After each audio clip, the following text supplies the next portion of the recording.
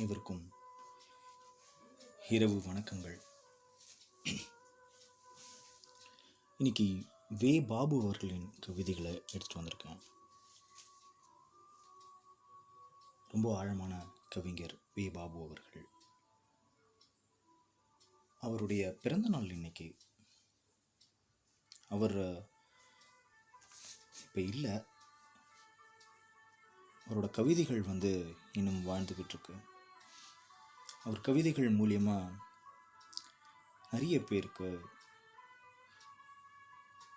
வெவ்வேறு விதமான உணர்வு ஊட்டிய ஒரு விழுமியங்கள் கிடைச்சிருக்குன்னு சொல்லலாம்.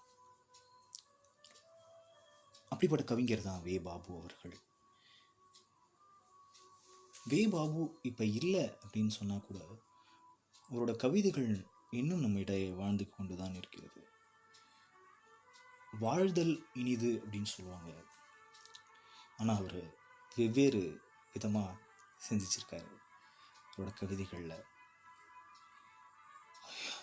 பல வருத்தங்களும் சோகங்களும் வலிகளும் ஒரு அடர் மௌனமும் கலந்த ஒரு கவிதைகளாக தான் இதை பார்க்குறேன். இந்த கவிதைகள் நேரடியான கருத்தியல் ரீதியாக தத்துவ பாரங்கள் எதுவுமே சுமக்காத ஒரு யதார்த்தமான ஒரு எளிமை சார்ந்த கவிதைகள் தான், உணர்ச்சி கோலங்கள் தான் அனைத்துமே.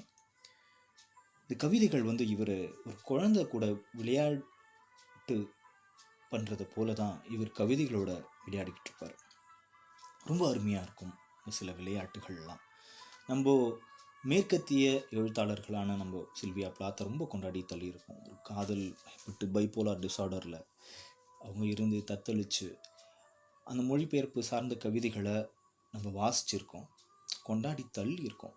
ஆனால் நம்ம டொமஸ்டிக்கில் இருக்கிற நம்ம தமிழ் கவிஞர்கள் எண்ணில் அடங்காத நபர்கள் இருக்காங்க. இவங்களோட கவிதைகளும் கதைகளும் காதல் வலிகளும் உணர்வு பூர்ணமான நுட்பமான சில மனம் சார்ந்த மகிழ்ச்சிகளும் அடர்ந்து எழுதியிருக்காங்க நிறைய பேர். அதை நம்ம யாருமே கொண்டாடுறது இல்லை, பெரும்பாலும் சொல்கிறேன். இவரும் அந்த ஒரு எண்ணில் அடங்காத கவிஞரில் ஒருவர் அப்படின்னு சொல்லலாம், வே பாபு அவர்கள். முதல் கவிதை வாசிக்க போகிறேன். ரொம்ப அழகாக இருந்தது அந்த கவிதை. யதார்த்தத்தின் உச்சம் அப்படின்னு கூட சொல்ல முடியும். ஒரு காலத்தில் உயரத்தில் இருந்தவர்கள். தலைப்பு: கட்டிங்கை தண்ணீர் இல்லாமல் ஒரே மடக்கில் குடிப்பவருக்கு 2 வெள்ளரி துண்டுகள் கொடுங்கள் தோழர். 7 வருடங்களுக்கு முன் 5 லாரிகளுக்கு ஓனர் அவர். கட்டிங்கை தண்ணீர் இல்லாமல் ஒரே மடக்கில் குடிப்பவருக்கு 2 வெள்ளரி துண்டுகள் கொடுங்கள் தோழர். 7 வருடங்களுக்கு முன் 5 லாரிகளுக்கு ஓனர் அவர். கடல் மட்டத்தில் இருந்து எல்லா மலைகளும் உயரம்தான். கண்டுபிடித்த பின் ஏழைகளின் ஊட்டியாகிவிட்டது ஏற்காடு. உனக்கென்ன நகுலா, எப்போதும் உயரத்தில் இருக்கிறாய்.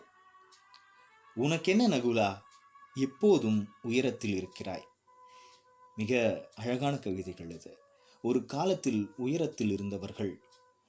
இறுதியா அந்த கவிதை நகுலனுக்கு சமர்ப்பிக்க வழியா அந்த கவிதை இருந்துச்சு. உனக்கென்ன நகுலா, எப்போதும் உயரத்தில் இருக்கிறாய்.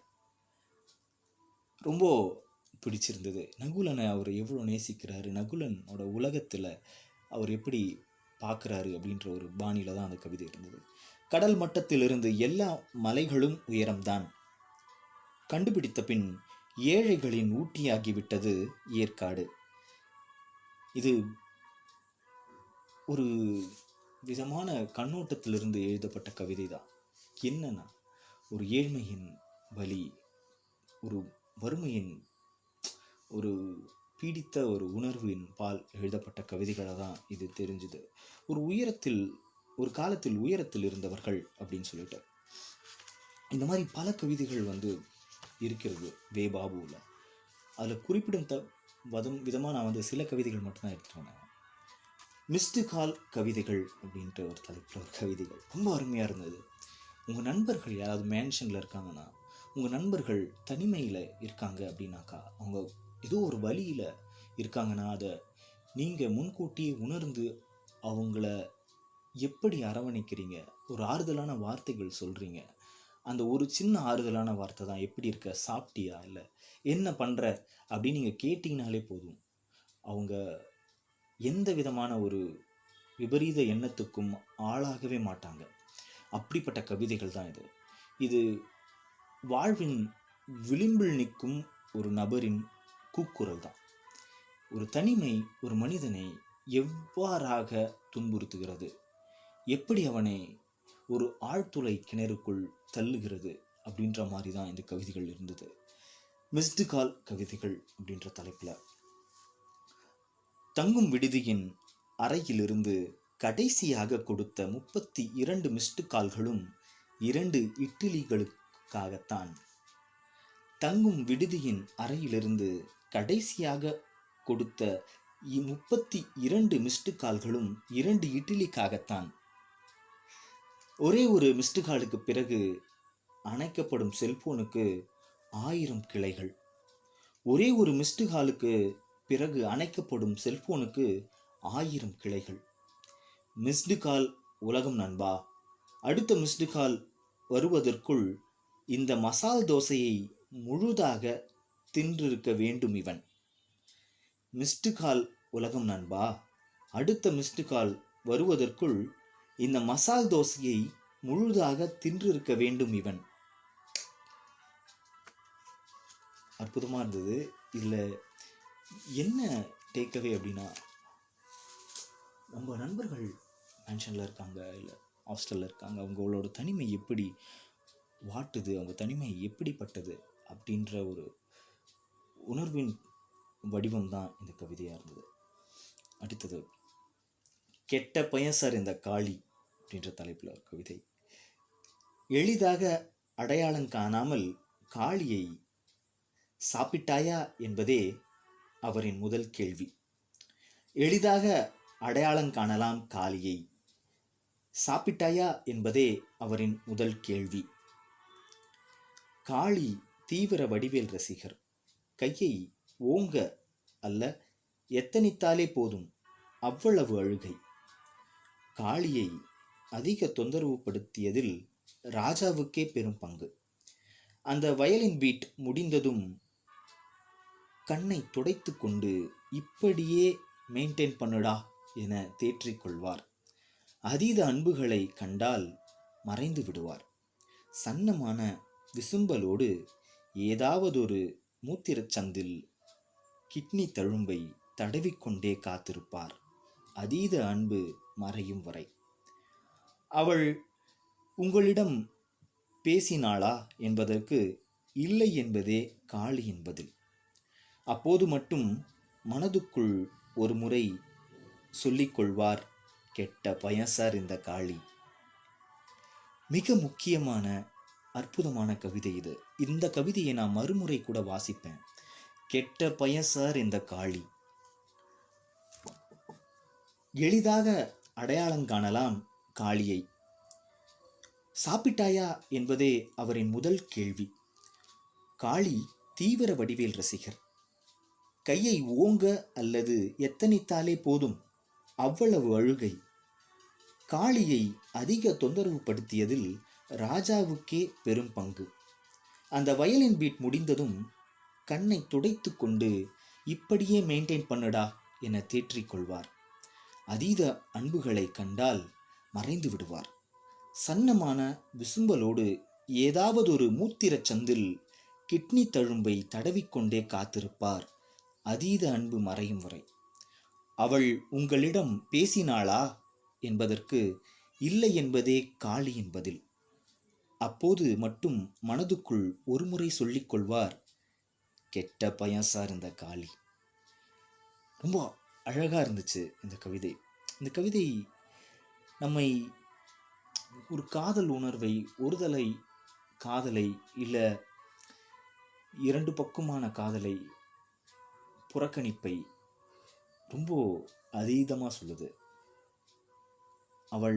அவளை அழைத்தால் நான் அழைக்கவில்லை, மறுமுறை அவளிடம் பேச முற்படவில்லை அப்படின்ற பட்சத்தில் அந்த ஒரு சின்ன சலனம் இருக்குல்ல, அதில் தான் கெட்டதும் நல்லதும் சேர்ந்து இருக்கிறன்ற மாதிரியான உணர்வு தான் இந்த கவிதை கொடுத்துச்சு. முக்கியமாக கவிதைகள் நம்மளை என்ன பண்ணோன்னா வெவ்வேறு உலகத்தை சஞ்சாரிக்கவும் வைக்கும். நாம் பழைய நினைவுகளை அசை போடுவது மட்டுமல்லாமல் ஒரு அந்த வயதிற்கே கொண்டு போய் சேர்க்கக்கூடிய ஒரு உணர்வு கவிதைகளின் கொடுக்கும். அது புகைப்படங்கள் அதிகமாக கொடுக்கும். அதற்கு நிகரான ஒரு உணர்வை கொடுப்பது தான் கவிதைகள். நிகர்லாம் இல்லை, ஒன்று தான் சொல்லலாம். ஃபோட்டோகிராஃப் அண்ட் பொயட்ரி எப்பயுமே நம்ம கடந்த காலத்தை நேசிக்க வைக்கிறதும் மட்டுமல்லாமல் அந்த காலத்திலே நம்மளை வாழ வைக்கும். ஃப்ரான்ஸ் காஃப்கா ஒரு கதை எழுதியிருப்பார், மெட்டமார்ஃபிசிஸ் அப்படின்னு சொல்லிட்டு. மெட்டமார்ஃபிசிஸ் உருமாற்றம் தமிழில் மொழியாக்கமாக இருக்குது. கிரெகரி சம்சா அப்படின்ற கதாபாத்திரத்தின் வாயில தான் கதை விரியும். கிரெகரி சம்சா பார்த்திங்கன்னா அடுத்த நாள் காலையில் வண்டா மாறிடுவான். அதுதான் அந்த கதையோட பெரிய புள்ளியே. அந்த மாதிரி கிரெகரி சம்சா உருமாற்றம் அடைந்தது போல நாம் கவிதைகள் வாயிலாக, சில படைப்புகள் வாயிலாக, புகைப்படங்கள் வாயிலாக நாம் எத்தனிக்கும் வயதில் சென்றடைவோம். அதற்கு மிக முக்கியமான பாலமாக இருப்பது கலை மட்டும்தான். முக்கியமாக கவிதைகள் சொல்லலாம். அடுத்த கவிதை நயன்தாராவின் கண்கள். நயன்தாராவின் கண்கள் முதலில் தோகையின் கண்களைப் போல் இருந்தன. பிறகு மாளிகையின் கண்ணாடி தொட்டியில் நீந்தும் சிறிய மீனின் கண்கள் போல் ஆயின. மருத்துவச்சியின் பிரசவ நேர கண்கள் போல் ஒளிர்ந்த இரவில் அவை அம்முவின் கண்களை நினைவுபடுத்தின. அன்றிலிருந்துதான் தன் கழுத்தில் கத்தி வைத்திருக்க நாயகனை பார்க்காமல் நயன்தாராவின் கண்கள் என்னையே பார்த்து கொண்டிருக்க துவங்கின. எப்படி நயன்தாராவின் கண்கள் அம்முவின் கண்களாக மாறின என்பதற்கான ஒரு ஆகச்சிறந்த கவிதை. அம்மு என்பவள் வே பாபுவின் காதலியாக வருகிறாள். மிக எளிமையாக அம்முவிற்காகவே கவிதையின் மொத்த சாராம்சத்தையும் வடித்து தள்ளியிருக்கும் பாபு அவர்கள் மிக அழகானவர். 2 வருஷம் ஆச்சு பாபு அவர்கள் இந்த மண்ணில் இல்லாமல். ஏதோ ஒரு மூலையில், ஏதோ ஒரு இடத்துல பாபுவின் கவிதைகள் வாசிக்கப்பட்டு கொண்டு இருக்கிறது என்பது ஒரு மகிழ்ச்சியான செய்தி அப்படின்றது இல்லாமல் அவர் இன்னும் வாழ்ந்து கொண்டு இருக்கிறார் என்பதற்கான முக்கியமான அத்தாட்சி. இதுதான் கவிதை உங்களை என்ன வேணாலும் பண்ண வைக்கும்னு சொல்லலாம்ல, அதுதான் இது. அடுத்த கவிதைக்கு நான் தர்றேன். நகுலனும் பாபுவும். நகுலன் மீது எப்படிப்பட்ட காதல் இவருக்கு இருக்கு அப்படின்றது தான் ஆச்சரியம். நிறைய நகுலன் சார்ந்த கவிதைகள் இருந்துகிட்டே இருந்தது. ஒட்டுமொத்த தொகுப்பு தக்கை வெளியீடாக இந்த தொகுப்பு வெளியிட்டிருக்காங்க. ரொம்ப நேர்த்தியான கவிதைகள் எல்லாமே. நீங்கள் நேர்த்தி, அழகு, ரசனை எல்லாமே தனி மனிதரை பொறுத்து இருக்குது. இந்த கவிதைகள் நிச்சயமாக இன்னும் வரப்போகிற நாட்களில் கடந்து போய் இது வாழ்ந்து கொண்டு நிலைநாட்டி கொண்டு தான் இருக்கும். நகுலனும் பாபுவும். அடுத்த கவிதை. நீ அடித்தது வலிக்குதுப்பாவென கதறுகிறாள் 5 வயது சிவானி.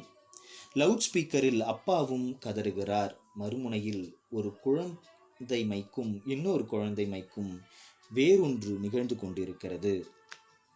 நான் தான் சுசீலா, கதவை திற என்றாள். புதிய எண்ணிலிருந்து அழைத்தது நான் தான் என்றாள் அம்மு. எந்த துளை வழியே எந்த வெளிச்சம் உள்நுழையும் என்று யார்தான் சொல்ல முடியும்? இந்த கவிதை மிகவும் பிடித்த கவிதையாக இருந்துச்சு எனக்கு. திரும்ப கூட இந்த கவிதையை வாசிக்கிறேன். நான் தான் சுசீலா, கதவை திற என்றாள். புதிய எண்ணிலிருந்து அழைத்தது நான் தான் என்றாள் அம்மு. எந்த துளை வழியே எந்த வெளிச்சம் உள் நுழையும் என்று யார்தான் சொல்ல முடியும்? பிளாஸ்க் நிறைய ஐஸ், ஒரு புட்டி பகார்டி சாப்பிட ஆரஞ்சு சுளைகள். கேட்பதற்கு ராஜா, படிப்பதற்கு நீ. நகுலா, நீ சாவிலும் ஒரு சுகம் உண்டு. நகுலனையும் மதுவையும் மிக கொண்டாடி தள்ளியவராக இருக்கிறார் பாபு அவர்கள். காமம் என்பது வேறொன்றும் இல்லை, நீ என்னை மடியில் கிடத்தும் போது வெளியேறும் கண்ணீர் துளிதான். காமம் என்பது வேறொன்றும் இல்லை, நீ என்னை மடியில் கிடத்தும் போது வெளியேறும் கண்ணீர் துளிதான்.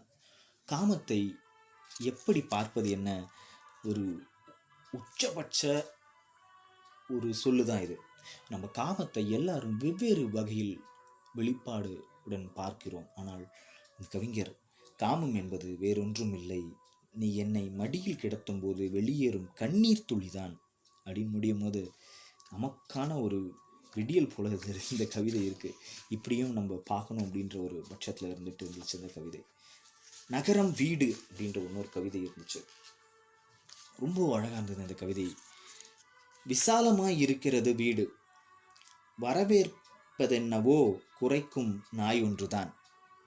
விசாலமாய் இருக்கிறது வீடு, வரவேற்பென்பதோ குறைக்கும் நாய் ஒன்றுதான். அடிக்கடி அமிழ்கிறது கனமான நினைவுகளால் தக்கையிலான மனசு. அடிக்கடி அமிழ்கிறது கனமான நினைவுகளால் தக்கையிலான மனசு. அடுத்தது இன்னொரு கவிதை, ரொம்ப பிடிச்சிருந்தது இந்த கவிதை. இந்த கவிதையோட நான் முடிச்சுக்கலான்னு நினைக்கிறேன். கனவுகளிலும் வீழ்பவன். பெயர் தெரியா மிருகம் ஒன்று போராடி உயிர் தப்பி பிழைத்தோடியது முந்தைய கனவில். அதே போலத்தான் சிங்கங்களும் தப்பியோடின. பிரிதொரு கனவில் எல்லா திசைகளிலும் அடித்து கிடத்தினேன் பாய்ந்து வந்த புலியை. உடல் இறுக்கி எலும்புகள் நொறுக்கி நான் அப்படியே விழுங்கப்படுவதெல்லாம் அம்பு வந்த போகும் கனவுகளில் மட்டும்தான். உடல் இறுக்கி எலும்புகள் நொறுங்கி நான் அப்படியே விழுங்கப்படுவதெல்லாம் அம்மு வந்து போகும் கனவுகளில் மட்டும்தான். காதல் நம்மை ஆட்கொள்ளும், காதல் நம்மை நாமாக இருக்கவிடும் என்பது சில வரிகளின் மூலமாக நம்மை அடித்து போட்டுவிடும். இறுதியான ஒரு கவிதை இருக்கு. நிமிர்ந்த நெற்பயிர்கள் தலை குனிந்தபடி விதைத்த சமூகம். நிமிர்ந்த நெற்பயிர்கள் தலை குனிந்தபடி விதைத்த சமூகம். வே பாபுவோட மனநிலையில இருந்து பல்வேறு உணர்ச்சிகளின் பிழம்புகளாக தான் பார்க்கிறோம். எல்லா வரிகளையும் சரி, உணர்வுகளும் சரி. மிக முக்கியமான கவிஞர் வே பாபு அவர்கள். இன்னைக்கு அவரோட பிறந்த நாளுக்காக தான் இவரோட கவிதைகளை எடுத்துகிட்டு வந்தேன். இந்த பிறந்தநாள் அவருக்கு நம்மளால் முடிஞ்சது அவரோட கவிதைகளை வாசிக்கலாம், வாசித்து நண்பர்களிடையே பகிரலாம். நிச்சயமாக அவரோட ஆன்மா எங்கேயோ ஒரு இடத்துல இந்த கவிதைகளை கேட்டுட்டு தான் இருக்கும்.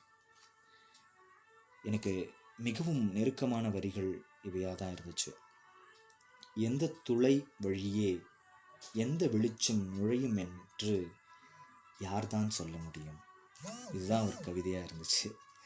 நம்ம விக்டர் ஹியூகோன்ற மிகப்பெரிய எழுத்தாளன் இருந்தான். அவனுடைய இரண்டு பெண்கள் இருந்தது அவனுக்கு. அவனுடைய அடேல் அப்படின்ட்டு ஒரு பெண் இருந்தா. அவள் காதல் ஒரு அற்புதமான காதல் தான் சொல்ல முடியும். ஆல்பர்ட் அப்படின்ற ஒரு நபரை, மிலிட்ரி மேனை காதலிச்சு அதற்கு முந்தைய ஆல்பர்ட் நான் கல்யாணம் பண்ணிக்கலாமா அப்படின்னு சொல்லி அடேல் கிட்ட ப்ரப்போஸ் பண்ணான், விக்டர் ஹியூகோவோட பெண் கிட்ட. ஆனால் விக்டர் ஹியூகோவோட பெண் அடேல் என்ன பண்ணுறா, நிராகரிக்கிறா அந்த காதலை நிராகரிச்சுட்டு திரும்பவும் ஆல்பர்ட் மீதான ஒரு காதல் வயப்படுறா. ஆல்பர்ட்டை துரத்தி காதலிக்கிறா. அவளுடைய 84வது வயது வரை ஆல்பர்ட்டை மனதில் வைத்து காதலித்தாள். அப்படிப்பட்ட ஒரு காதல், அதற்கும் சற்றும் தளராத காதல் தான் வே பாபுவின் அம்மு. இந்த வே பாபுவோட கவிதைகள் இங்கே இந்த அம்முவின் காதலை, அவரின் அன்பை, அந்த மது குவளையில் தேங்கி நிற்கும் பிராந்தியை, அருகில் இருக்கும் ஊர்காவை, 30 செகண்ட் ஒரு முறை ஊதும் சிகரெட்டை, எல்லாத்தையும் அந்த வாசத்தை உணர்வீர்கள் வே பாபுவின் கவிதைகள் வாயிலாக. வே பாபு ஒரு அசலான கவிஞன். அசலான உணர்வுகளை நிதர்சனமாக எந்தவித தத்துவ பாரங்கள் அற்று நம்மிடையே கொண்டு சேர்க்கும் ஒரு உன்னத படைப்பாளி வே பாபு அவர்களுக்கு பிறந்த நாள் நல்வாழ்த்துக்கள். நன்றி. நிச்சயமாக நீங்கள் இவரோட தொகுப்பை வாங்கி வாசிங்க, ரொம்ப பிடிக்கும் உங்களுக்கு. உங்கள் நண்பர்கள் மேன்ஷன்லேயோ இல்லாட்டி ஹாஸ்டல்லையோ ஏதோ ஒரு வகையில் தனிமையாக இருந்தாங்கன்னா இந்த கவிதைகள் வாசித்து முடிச்சிட்ட பிறகு அவங்களோட எண்ணை தேடி நீங்கள் அவங்களுக்கு டயல் பண்ணுவீங்க, அவங்களுக்கு கால் பண்ணுவீங்க, சாப்பிட்டியான்னு கேட்பீங்க. அதுதான் வே பாபுவோட கவிதை உங்களுக்கு பண்ணும். தனிமையை கண்டடைந்து அதை களைத்தெடுக்கும். நன்றி, வணக்கம்.